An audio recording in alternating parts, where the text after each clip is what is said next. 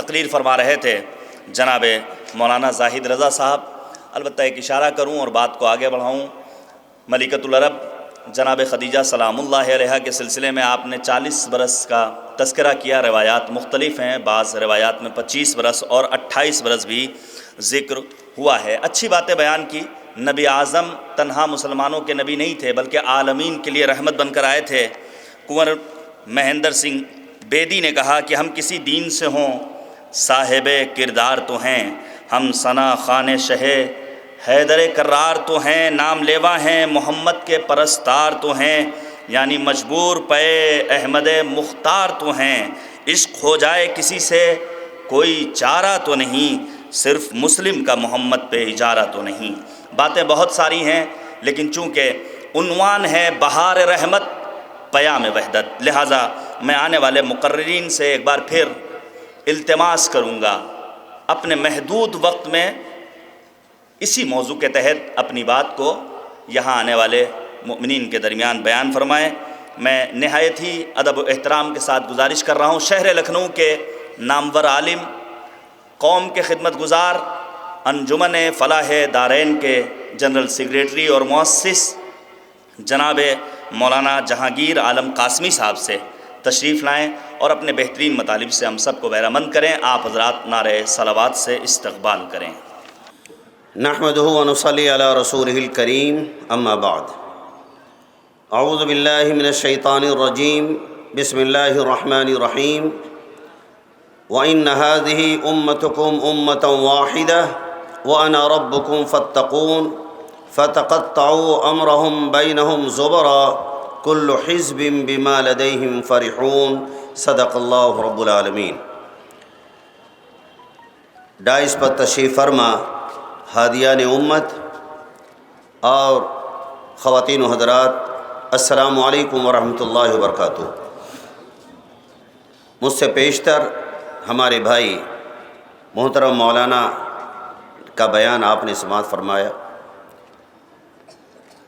ناظم صاحب نے اشارہ کر دیا ہے کہ پیام وحدت پر گفتگو کی جائے جو اس جلسے کا مقصد ہے۔ اسی تعلق سے میں نے قرآن حکیم کی ان 2 آیات مبارکہ کی تلاوت کی ہے۔ اللہ تعالیٰ کا اعلان ہے کہ وَإِنَّ هَذِهِ أُمَّتُكُمْ أُمَّةً وَاحِدَةً، یہ جو تمہاری امت ہے، بے شک یہ جو تمہاری امت ہے یہ ایک ہی امت ہے۔ وَأَنَا رَبُّكُمْ فَاتَّقُونِ، میں تمہارا پروردگار ہوں لہذا مجھ سے ڈرتے رہنا، بغاوت مت کرنا۔ فَتَقَطَّعُوا أَمْرَهُمْ بَيْنَهُمْ زُبُرًا، مگر اس امت کے ماننے والوں نے اپنی خواہشات، اپنے جذبات، اپنے منافع کے مطابق انہوں نے دین کے ٹکڑے کر دیے۔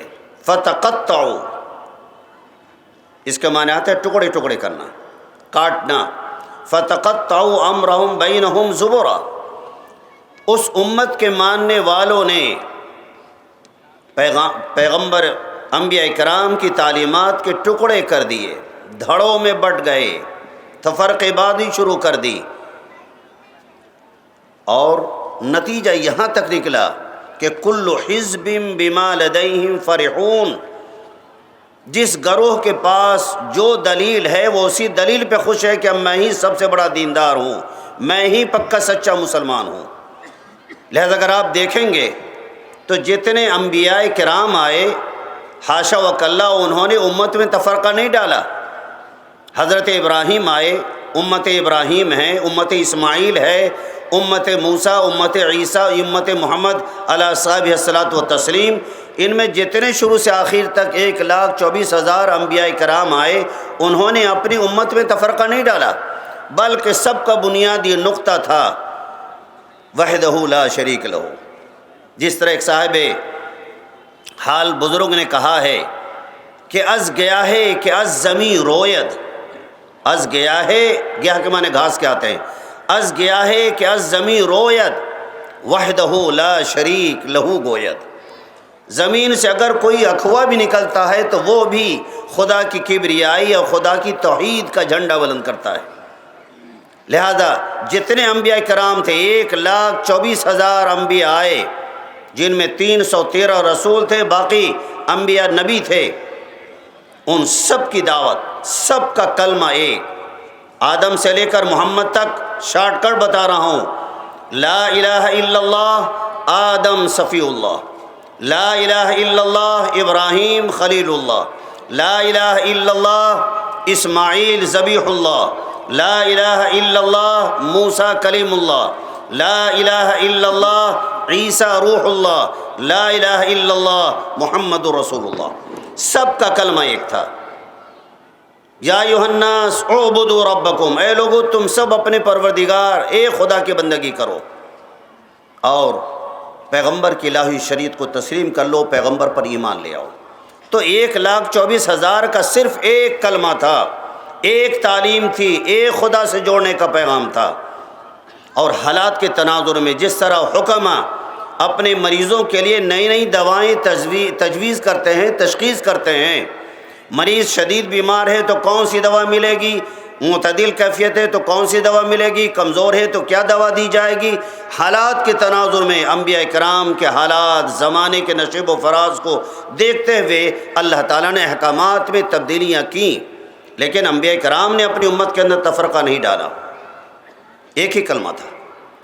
یہ جو آج کا جو عنوان ہے بہار رحمت پیام وحدت، اس وقت اللہ کا کرم، اس کا شکر ہے، ایک زمانے میں شیعہ سنی کے نام سے لوگوں کے دلوں میں اتنی دوریاں تھیں کہ نہ کوئی شیعہ کسی سنی کو برداشت کرتا تھا اور نہ کوئی سنی کسی شیعہ کو برداشت کرتا تھا، لیکن اب حالات بدل گئے، حالات کی مار ایسی پڑی کہ اب لوگ سدھرنے کو تیار ہو گئے۔ اگر سدھرتے نہ تو آج ہمارے علماء امت یہاں پہ تشریف نہ لاتے، امت کو مزید جوڑنے، امت کے اندر توانائی اور اسپیڈ پیدا کرنے کے لیے۔ آج سے 50 سال پہلے کے حالات دیکھ لیں آپ، لکھنؤ کے حالات کیا تھے۔ آج اللہ کرم ہے کہ جہانگیر عالم قاسمی دیوبند کا فارغ وہ بھی ہے، اور حضرت مولانا زاہد رضا صاحب یہ بھی تشریف فرما ہیں، اور آپ کے جو علماء، خطبہ، ائمہ، ذاکرین اور جتنے واعظین ہیں سب تشریف فرما یہاں پر ہے۔ سب کی تقریریں آپ سننا، یہ نہیں کہ بس سنی مولوی آ کے تو دونوں کان میں انگلیاں ڈال لو، روئی ٹھوس لو، ایسا نہیں کرے، آپ سن رہے ہیں آپ۔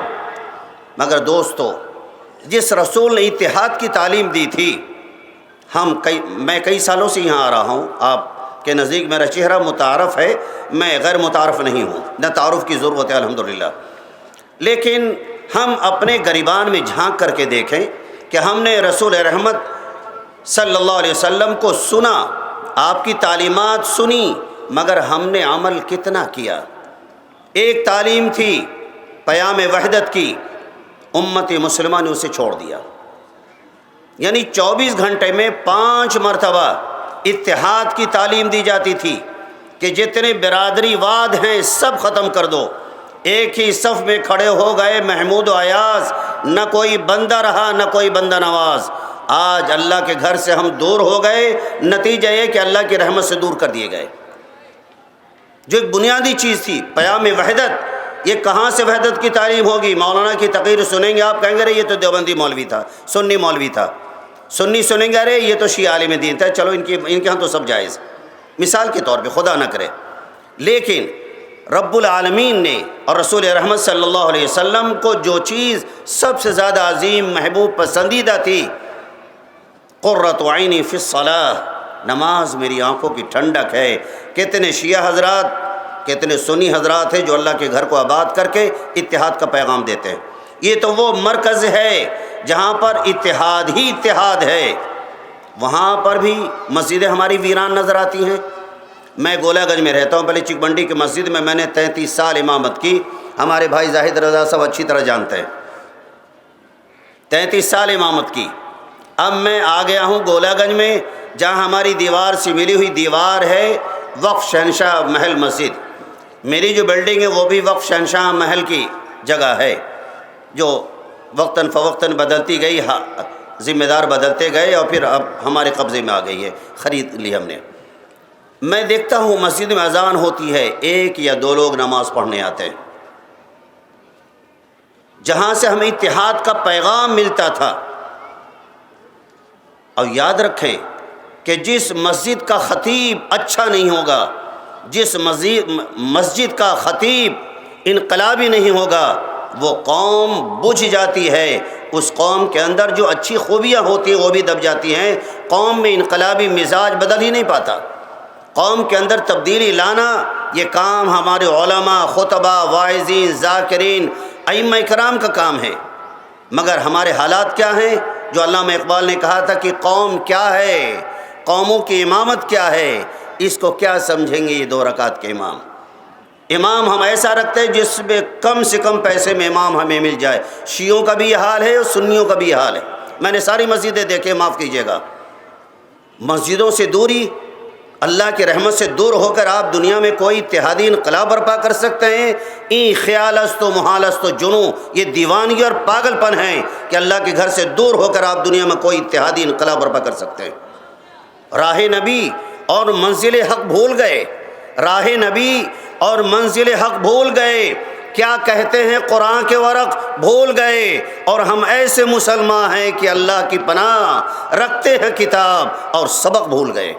قرآن پڑھنے کی ہمیں توفیق نہیں ملتی، مسجدوں کا آباد کرنے کی توفیق نہیں ملتی، جہاں 5 وقت میں ہمیں اتحاد کی کندھے سے کندھے ملا کر کے سب کے سب آؤ، تیاری کرو، دنیا میں اتحادی انقلاب برپا کرو، مگر ہمیں نماز کی توفیق نہیں ملتی۔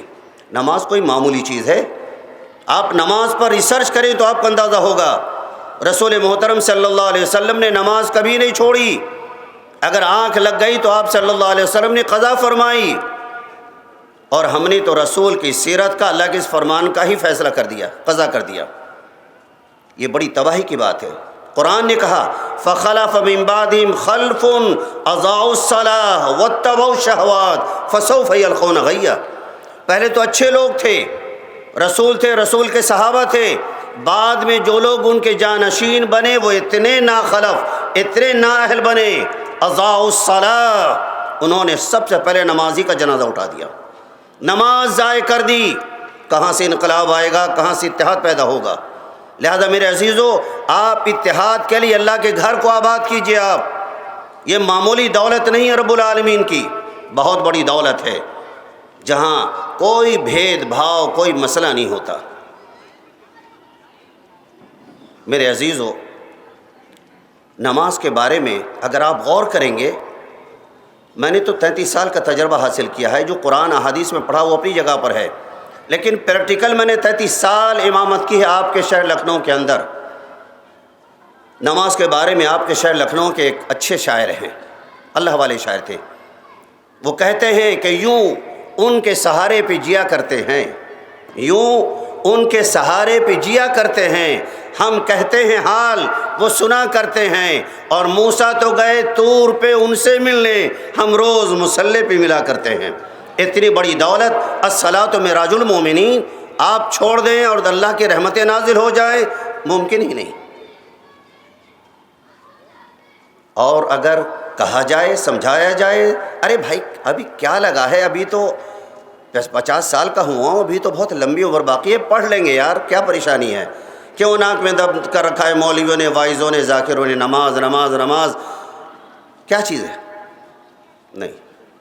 کل اور نہ فرصت ہو تو پھر کیا ہوگا؟ کل اور نہ فرصت ہو تو پھر کیا ہوگا؟ اتنی بھی نہ مہلت ہو تو پھر کیا ہوگا؟ ہر روز نماز ٹالتے ہو کل پر، کل روز قیامت ہو پھر کیا ہوگا؟ یہ سوچنا ہے کہ کس وقت قضا آ جائے، اللہ رب العالمین کی بارگاہ میں بلا لیے جائیں اور ٹھکائی شروع ہو جائے۔ لہذا ہمیں پہلی چیز یہ ہے، مسجدوں کا آباد کرے، وہاں سے اتحاد کا پیغام لے۔ دوسری بات، جناب رسالت مآب صلی اللہ علیہ وسلم نے ارشاد فرمایا، خطبہ حجۃ الوداع کے 2-3 پیراگراف سناتا ہوں۔ امام الانبیاء صلی اللہ علیہ وسلم نے خطبہ حجۃ الوداع، بہت ہی مشہور خطبہ ہے، شیعہ حضرات بھی بیان کرتے ہیں اور سنی علماء بھی بیان کرتے ہیں، دونوں خطبہ حجۃ الوداع کو بیان کرتے ہیں۔ اس کا پہلا پیراگراف ہے، الا سنو انسانو، آپ کو یہ پیغام بطور تحفے کے پیش کر رہا ہوں، پیام وحدت۔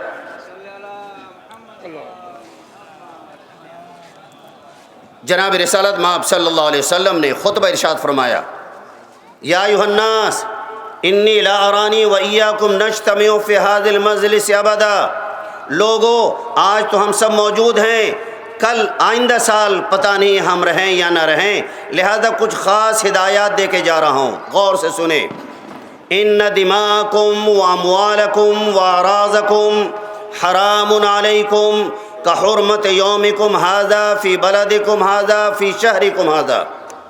مسلمانوں، ایک دوسرے کا مال، ایک دوسرے کی جانیں، ایک دوسرے کی عزتیں اتنی ہی محترم ہیں جیسا کہ یہ شہر محترم، یہ مہینہ محترم اور آج کا دن محترم ہے۔